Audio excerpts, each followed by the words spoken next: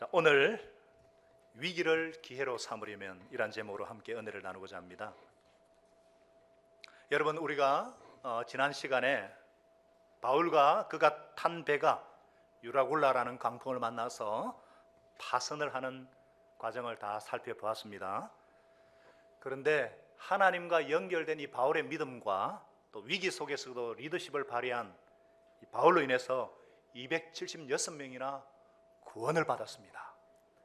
유라굴라 강풍은 다 지나갔고 배도 깨어졌고 짐도 다 잃어버렸지만 하나님의 개입하심으로 생명은 하나도 잃어버리지를 않았습니다.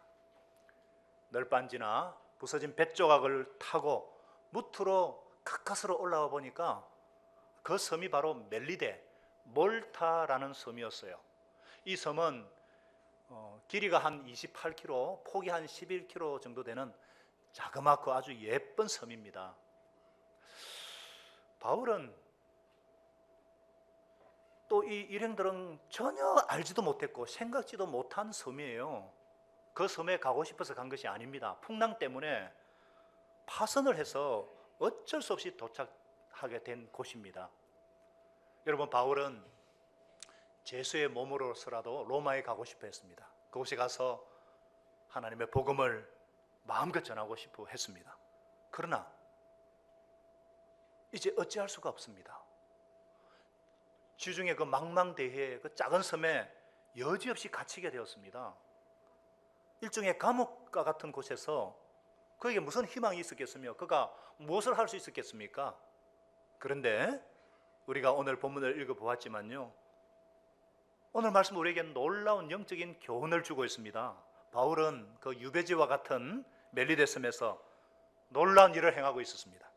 그곳에 살고 있는 사람들에게도 구원의 기쁜 소식을 전하고 그곳 사람들을 하나님께로, 우리 주 예수님께로 인도하고 있었기 때문입니다.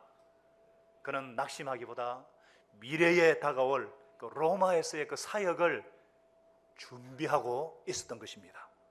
만일 이 멜리데 섬에서의 체류 기간이 없었다면 한 3개월 정도 있었는데요, 이 기간이 없었다면 바울이 어떻게 그 로마에서의 위험하고도 힘든 사역을 감당할 수가 있었을까? 바울은 이 섬에서 충분히 휴식했습니다. 모든 필요를 다 채우고 떠날 때는요, 10절에 보니까 모든 쓸 것을 다 공급받았다고 말씀하고 있습니다. 어떻게 보면 유배지와 같은 곳이 미래의 사역을 설계하는 휴양지로 바뀌어졌던 것입니다. 여러분, 우리 인생에도요, 나를 올가매는 이 감옥과 같은 위기가 찾아옵니다. 육체적으로 감금당하지는 않았다 할지라도 꼼짝 달싹할 수 없는 환경 속에서 때로는 처하게 됩니다. 앞을 봐도 뒤를 돌아봐도 희망이 없습니다. 마음이 무너져 내립니다. 낙담합니다. 좌절합니다. 이 모든 것이 하나의 위기가 아니겠습니까? 우리 삶에 찾아오는 이런 예기치 않는, 이런 엄습해오는 위기를 어떻게 하면 기회로 바꿀 수가 있을까? 이 위기의 유배지를 하나님의 힘을 공급받는 재충전의 장소, 기회의 휴양지로 바꿀 수가 있는가? 첫째로, 사람의 소리를 극복할 수 있어야 한다는 것입니다. 따라하겠습니다. 사람의 소리를 극복하라. 이 위기를 기회로 바꾸려면 사람의 소리를 극복할 수 있어야 합니다. 자, 죽을 고생을 하고 멜리데라는 섬에 도착하니까 이곳에도 이 토인들, 원주민들이 살고 있었어요. 이 원주민들은 276명이나 되는 이 사람들을 따뜻하게 영접하고 음식도 제공했습니다. 겨울이고 비도 와서 온몸이 젖었기 때문에 추위에 얼마나 떨었겠어요. 그래서 모닥불을 피워 따뜻하게 해줍니다. 예기치 못한 은혜고 예기치 못한 도움입니다. 자, 그런데요, 바울이 나무 한 묶음을 집어다가 그 모닥불 위에 올리는 순간 이게 웬일입니까? 그 뜨거운 열기로 인해서 모닥불 속에 숨어있던, 나무단에 숨어있던 이 독사 한 마리가 나와서 바울의 손을 톱썩 이렇게 물었습니다. 그 당시에 문헌에 보면요, 이 멜리데 섬에 덩치는 작지만 맹독을 가진 독사가 유명했다고 합니다. 마치 살모사 이상의 독을 가진 뱀입니다. 금방 독이 퍼지고 그래서 몸은 붓고 입에 거품을 내고 죽게 됩니다. 그런 독사가 바울을 물고 있으니까 그들이 뭐라고 했습니까? 우리 4절을 다시 읽겠습니다. 원주민들이 이 짐승이 그 손에 매달려 있음을 보고 서로 말하되 진실로 이 사람은 살인한 자로다. 바다에서는 구류를 받았으나 공의가 그를 살지 못하게 함이로다 하더니, 바다에서는 우연히 구조되었을지는 몰라도 지금은 천벌을 받는구나. 아이고. 예, 우리가요 실패를 하거나 어떤 큰 사고를 당할 때에 사람들이 입으로는 그 얘기를 하지 않지만 이러한 눈빛으로 말을 합니다. 그래서 우리는 사실요 실패 그 자체보다도 주위 사람들의 이 말을 더 두려워하는지도 모릅니다. 상담학자의 연구에 의하면은 실패한 사람들을 이렇게 상담했을 때 무엇이 가장 힘들었는가 이렇게 질문에 결론이 뭐냐면은 실패한 그 사실 자체가 아니라는 거예요. 실패 그 자체가 아니라는 거예요. 예를 들어서 사업에 실패를 했습니다. 그래서 경제적인 손실을 입었는데 물론 그것이 그에게 어떤 괴로움이었지만은 그 부도 자체가 그 사람을 그렇게 오랫동안 괴롭히지는 않았다는 거예요. 놀랍게도 주위 사람들의 소리, 가족과 아내와 친구들의 그 나에게 말할 것 같은 그 소리 때문이라는 거예요. 물론 그들이 입 밖으로는 내지는 않지만 마음에 그 소리가 들려온다는 겁니다. 당신은 실패했어. 좀 잘하지. 이제 어떻게 해? 이런 소리 때문에 사람들이 자괴감에 빠져든다는 것입니다. 그리고는 결국은 자살을 하고 맙니다.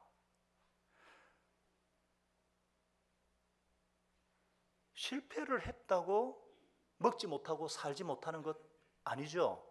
어떻게든 살아냅니다. 어찌든지 살아가지 않습니까? 뭐 아파트에 있다가 단칸방으로 이렇게 가면 좀 어때요? 근데 그 단칸방의 고통보다도 더 고통스러운 것이, 더 괴로운 것이 친구들이 나를 어떻게 뭐라고 할까? 그 소리, 그 생각 때문에 친구들을 만나질 못합니다. 굳이 말은 하지 않아도 그들이 보내는 정저의 눈초리, 무시의 눈초리, 얼마나 많은 사람들이 이 주변의 소리 때문에 정신적인 감옥에서 신음하고 있습니까? 여러분 성경 욥기를 읽어보셨습니까? 욥기를 한번 보세요. 우리 표준 세번역 성경으로 욥기를 한번 읽어보세요. 사실요 욥이 당한 고통은요 작은 고통이 아닙니다. 하루아침에 자식들이 다 죽었어요. 아들 7에 딸 3이 한꺼번에 죽었습니다. 모든 재산을, 대단한 거부였는데 모든 재산을 한꺼번에 잃었습니다. 아내도 도망가 버렸어요. 혼자 남았습니다. 욥이 당한 고통은요 이런 말할 수 없는 고통이에요. 엄청난 고통이에요. 그런데 욥이 정말 괴로웠던 것은 고통 그 자체가 아니라 아내의 말이었고 주위 친구들의 소리였습니다. 당신이 그렇게 믿던 하나님, 그 하나님으로부터 저주를 받았으니까 당신도 하나님을 저주하고 각 죽어라. 이 아내의 이 저주, 그 아내의 말이요 욥의 가슴에 비수같이 꼽혀가지고 괴롭혔습니다. 그리고 친구들도 위로한답시고요 찾아와서는요 처음에는 점잖게 얘기를 해요. 처음에는 욥에게 이렇게 뭐 하고 싶은 얘기를 쉽게 꺼내지 못하다가 결론은 한 가지예요.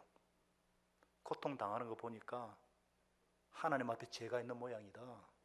그러자 욥이 내가 물론 죄인이지만 이런 고통을 당할 만큼 큰 죄는 지은 적이 없네. 그러자 친구들이 너 그렇게 말한 거 보니까 정말 죄받을 만하다. 욥이 얼마나 괴로웠겠어요. 그래서 19장 욥기 19장이 이렇게 말합니다. 너희가 내 마음을 괴롭히며 말로 나를 짓부수기를 어느 때까지 하겠느냐? 너희가 10번이나 나를 학대하고도 부끄러워하지 않는구나. 얼마나 말로 인한 상처 때문에. 여러분 우리 마음속에 있는 상처를 한번 생각해 보세요. 그 마음의 상처가요, 이 실패 그 자체가 아닐 거예요. 오히려 사람들의 말 때문일 겁니다. 말. 사람들 그 무언의 소리, 그 눈빛으로 보내는 그 소리, 내 마음 안에 일어나는 그 소리, 그것이 오늘도 나를 괴롭히고 있는 것입니다. 사랑하는 여러분, 우리가 살다 보면요, 인생의 고통이 찾아오고 고난이 찾아오고 실패의 순간들이 있습니다. 파산의 순간이 있습니다. 이런 인생의 고통과 위기를 기회로 바꾸고 싶다면 하나님의 말씀에 순종해야 합니다. 바로 하나님은 저와 여러분에게 말씀하십니다. 사람의 소리를 극복하라. 사람의 소리를 극복하라고 말씀하십니다. 바울을 보세요. 이 바울이요, 사람들이 자기에 대해서 수군거리는 소리를 다 듣습니다. 그런데 아무런 대항도 하지 않습니다. 사람들의 소리를 극복한 거죠. 5절에 보니까 독사가 물자 그냥 탁 틀어서 그냥 불에 던져버렸습니다. 마치 온갖 인간적인 소리, 부정적인 소리로 괴롭히는 이 마귀의 관계를 성령의 불 속으로 막 집어 던지는 것처럼 보이지 않습니까? 할렐루야. 저는 막 이걸 읽는데 성령의 불 속으로 막 던져버리는 것 같아. 털어버리는 것 같아. 원주민들이 너무너무 놀랐어요. 이제는 죽으리라고 생각하고 막 기다렸는데 시간이 지나도 안 죽습니다. 끄떡없습니다. 이 광경을 보고 난 후 그들의 반응을 보세요. 우리 6절을 또 한번 같이 읽어볼까요? 시작. 그가 붙든지 혹은 갑자기 쓰러져 죽든지 기다렸다가 아무 이상이 없음을 보고 돌이켜 생각하여 말하되 그를 신이라 하더라. 이게 사람의 소리입니다. 이게 사람의 소리예요. 살인자에서 신으로 왔다 갔다 합니다. 마치 배구 경기하듯이요. 사람을 말로 막 칩니다. 어떨 때는 스파이크로 때리고 어떨 때는 막 사람을 말로 그냥 배구 경기하듯이. 예? 조금만 잘하면 신이라 그러고 조금만 잘못하면 살인자라고 합니다. 여러분, 다른 사람의 소리가 아니라 바로 우리들의 소리입니다. 우리들의 소리예요. 우리에게도 그런 습성이 있습니다. 이 관계 문제가 생기는 그 주요 원인 중에 하나가 험담이나 비판이나 이런 덕을 세우지 못하는 말, 언사에 관한 것입니다. 언사, 말에 관한 거예요. 말. 그래서 성경은요, 남을 해치는 말, 형제를 비난하는 말, 거짓과 욕설과 더러운 말, 수군거림과 중상과 모략, 불평과 시비와 분노와 격분의 말을 삼가라고 분명히 경고하십니다. 하나님은 관계나 공동체를 파괴하는 해치는 말에 대해서 엄중하게 경고하십니다. 바로 우리가 그러한 말들을 통해서 수없이 사람들을 정죄해 온 것입니다. 조금만 잘하면요, 막 신이라고 짓고 세웁니다. 요즘 조금만 잘하면은, 조금만 잘 못하면요, 사람들이 죄받았다고 막 정죄하고 눈치서 보내고, 조금만 잘하면 막 신이라고 막 치기 세우잖아요. 뭐 갓신, 뭐 갓태우, 갓정화 해서 갓이란 말을 쓰잖아요. 그러다가 막 말로 막 떼기치기가 죽여버리고.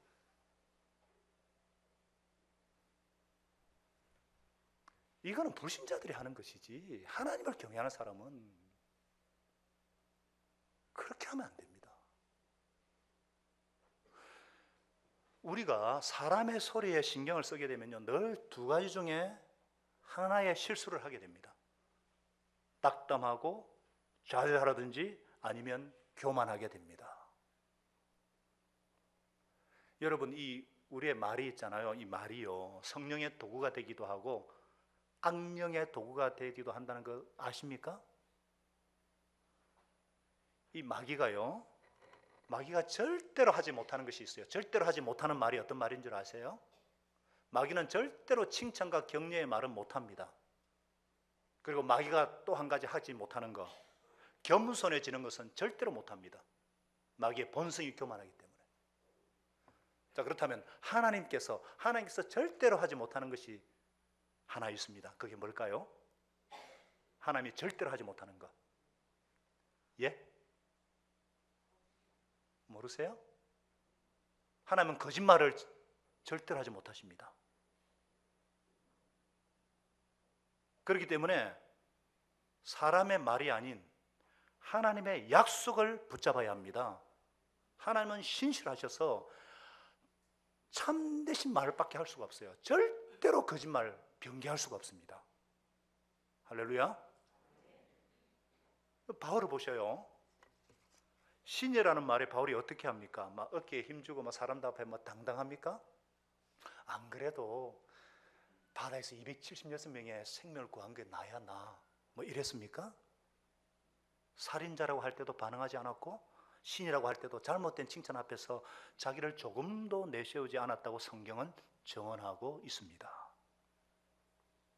사랑하는 여러분, 고난과 실패의 장소, 위기의 장소를 하나님의 영적인 공급을 받는 재충전의 장소로 삼고 싶으세요? 삼고 싶습니까? 그렇다면 사람의 소리를 극복하시기 바랍니다. 혹시나 지금 고난 중에 있습니까? 실패하셨습니까? 파산하셨습니까? 인생의 고통과 위기를 기회로 바꾸고 싶다면 하나님의 말씀에 순종하시기 바랍니다. 바로 사람의 소리를 극복하라. 사람의 소리를 극복하라. 이 음성에 순종하시기를 축원합니다. 우리가요, 이 세상을 살면서 이 사람의 말을, 이 사람의 소리를 극복하지 않으면은 내가 이 고난을 당할 때에 그것이 영원한 유배지로 남게 되어버려요. 사람의 소리를 극복하라는 이 말씀은 우리가 일평생 가슴 깊이 새겨야 될, 잘 박힌 목같이 새겨야 될 말씀인 줄로 믿습니다. 저는 목회자이기 때문에요, 누구보다도 이러한 일들을 많이 겪습니다. 교회에는 얼마나 많은 사람들이 있는지 모릅니다. 정말 다양한 사람들. 그래서 조금만 잘해 보십시오. 아주 막 띄워줍니다. 그러면 뭐라도 된 것처럼 목이 뻣뻣해지거든요. 근데 조금만 잘못해 보십시오.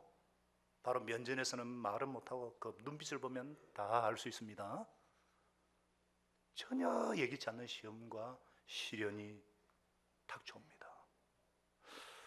그런 사람들의 말과 표정을 제가 만일 쳐다보고 막 묵상을 한다면 저는 아마 목회를 제대로 하지 못할 것입니다.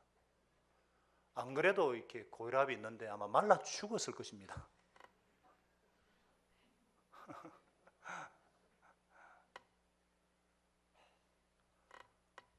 이번에 제가 지난주 목회자 컨퍼런스에 참석해서 목자 목녀의 삶을 공부를 했습니다. 목자 목녀의 삶은 목자 목녀 3년 이상 한 분들이 정말 위기 가운데 힘들어할 때 목사가 섬기는 아주 귀한 말씀인데 제가 얼마나 은혜를 받았는지 제가 좀 힘들었던가 봐요.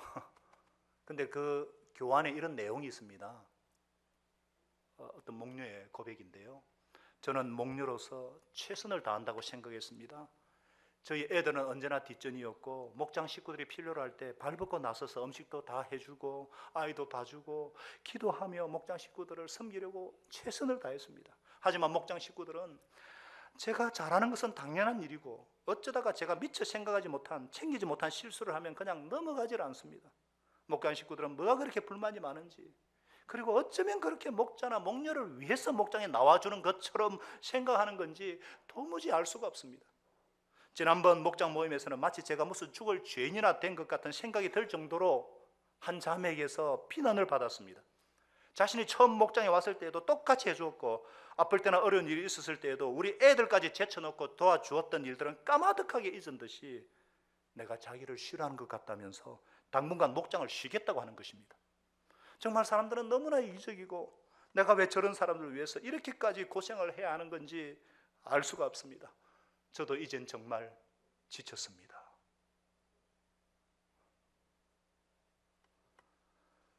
이 목장을 하다 보면은 또 이렇게 우리 공동체로 있기 때문에 이렇게 자존심 상하는 말들, 이 비위를 상하게 하는 말들, 거슬리는 말들, 오해나 상처 주는 말들이 그냥 막 오갑니다. 무심코 그냥. 왜 그렇습니까?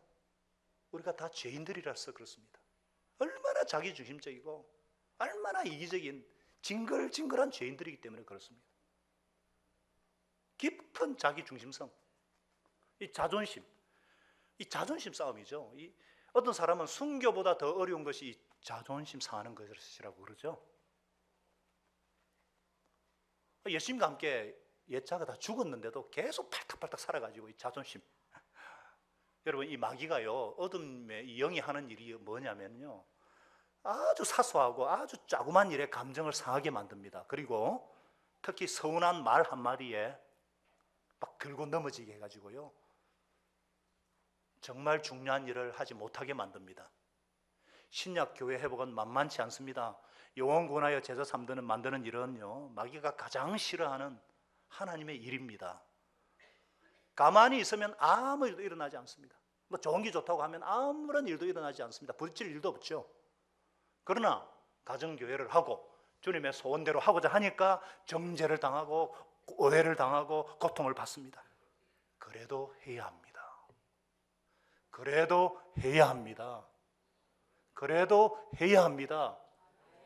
참고 인내하고 기도하고, 참고 인내하고 기도하고, 참고 인내하고 기도하고, 기도하고 기다려주고 또 기대하고.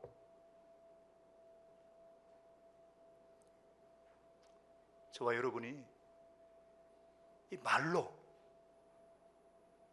우리의 약점을 공격하는 마귀와 대적하여서 승리할 수 있기를 바랍니다. 우리의 주적은 마귀지 함께 하나님을 섬기는 동력자들이 아닙니다. 왜 우리끼리 싸워야 되는 거예요?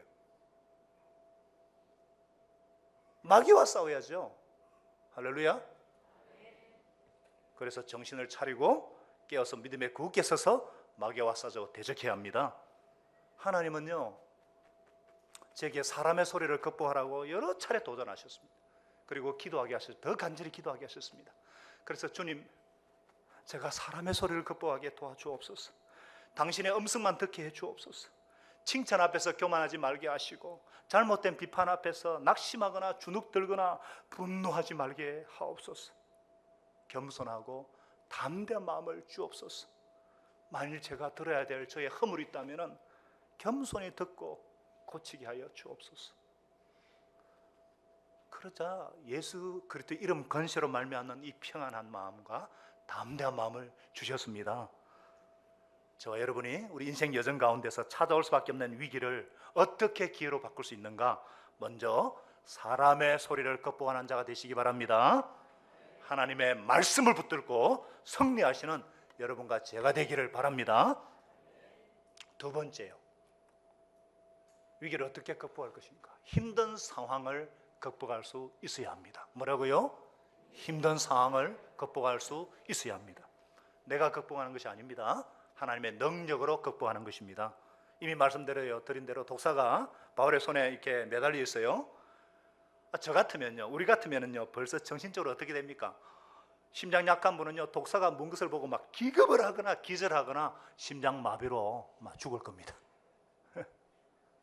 그런데요, 어떻게 이 바울은요, 독사가 달려있는 것을 보고도 침착하게 그냥 먼지 털듯이 뱀을 막 던져버려요. 어떻게? 하나님을 믿었기 때문입니다. 그는 사도행전 23장 11절 말씀대로 하나님께서, 주 예수님께서 자신을 로마에 보내주시겠다는 약속을 믿었습니다. 내가 이 땅을 떠날 때가 언제인가? 하나님이 내게 주신 사명을 다 마칠 때라야 죽음을 맞이하실 것이라고 믿어 의심하지 않았습니다. 그래서 로마에 가서 자기 입술을 열어서 복음을 전하기까지는 독사가 자기를 문다고 해도 죽지 않을 것이라 믿었던 것입니다. 자, 그러면은 바울은 독사가 물어도 항상 안 죽습니까? 항상 안 죽어요? 그런 말이 아니죠. 하나님께서 이 순간만큼은 독사에게 물렸을 때 바울을 기적적으로 살려주신 거예요. 바울은 그 순간을 믿었습니다. 왜? 아직 주 예수님께서 말씀하신 사명을 끝마치지 못했기 때문에 그는 주님을 믿었습니다. 아니, 주님의 약속의 말씀을 믿었습니다. 그래서 뱀이 물었을 때도 두려워하지 않고 그 힘든 상황을 떨쳐버리는 것입니다. 마가복음 16장 18절 19절은 말씀하십니다. 우리 함께 같이 읽겠습니다. 시작. 믿는 자들에게는 이런 표적이 따르리니 곧 그들이 내 이름으로 귀신을 쫓아내며 새 방언을 말하며 뱀을 집어 올리며 무슨 독을 마실지라도 해를 두려워하지 아니하고 병든 사람에게 손을 얹은즉 나으리라 하시더라. 아멘. 하나님께서 당신의 복음을 전하는 자들에게 필요하다면 이런 기적과 표적을 주실 줄로 믿습니다. 꼭 필요할 때는요, 그런 기적과 축복을 우리에게도 주신다는 거예요. 하나님을 믿는다는 것은 약속의 말씀을 믿는 것입니다. 하나님을 경험한다는 것은 말씀을 경험하는 것입니다. 이 사도행전에 나타난 이런 일들은요, 필요하면은 주 예수의 이름으로 지금도 똑같이 일으키시고 능력을 주신다는 사실입니다. 여러분과 제가 어떤 불가능한 상황, 어떤 힘든 상황도 하나님의 약속의 말씀을 굳게 붙들고 극복할 수 있기를 바랍니다. 이걸 보고요, 이 섬 사람들이 너무너무 감동을 받았어요. 특별히 추장 보블리오가 득금 감동을 받고 바울의 일행을 집으로 초대해서 극진히 사흘 동안 모셨어요. 그런데 그의 부친이 열병과 이질에 걸렸어요. 그 당시 기록에 보니까 이 섬에는요, 이질과 열병이 아주 흔했다고 합니다. 이 병에 걸리면은요 3개월 내지 4개월 동안 막 고열로 막 앓다가 막 고통 가운데 죽어요. 살릴 수 있는 방법이 그 당시에 없습니다. 그러자 바울이 가서 기도를 하고 안수를 해줍니다. 예수 그리스도 이름으로 명하노니 열병은 떠날지어다. 떠날지어다.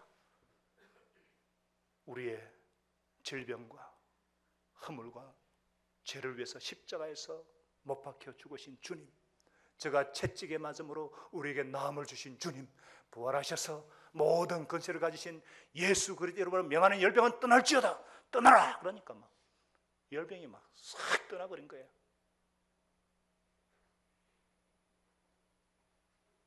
구절에 뭐라 그랬습니까? 이름으로 섬 가운데 있는 다른 병든 사람들이 다 와서 고침을 받고.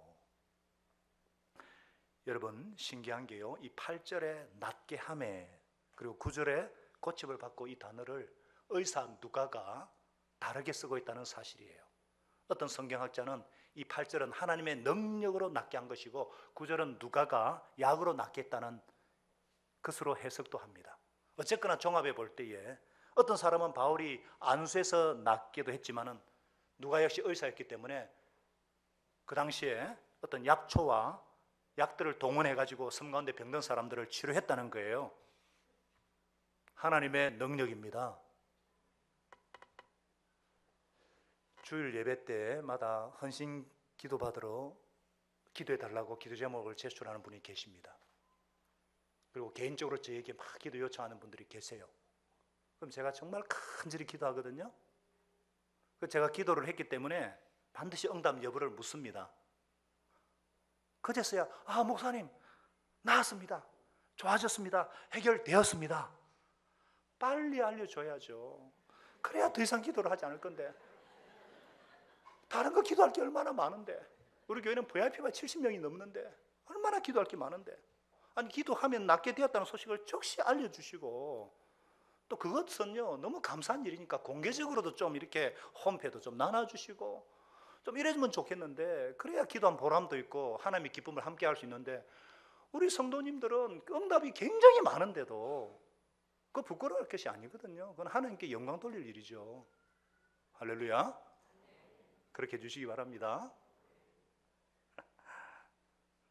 여러분요, 바울이 일행한 강풍으로 파선해가지고 이 멜리데스메 와 갇혀버렸지만, 이 갇힌 유배지와 같은 곳에서도 이 섬 사람들을 치료하는 임시 진료소가 열렸다고 성경은 증언하고 있습니다.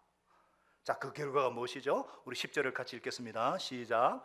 후한예로 우리를 대접하고 떠날 때에 우리 쓸 것을 실었더라. 강풍으로 양식이 다 이렇게 없어졌지만 이 섬 사람들이요 바울의 병고침과 누가의 돌봄에 감사해가지고 양식을 그냥 공급해 줬다는 거예요. 주님 안에서는 고통도 있고 축복도 있고 기적도 있습니다.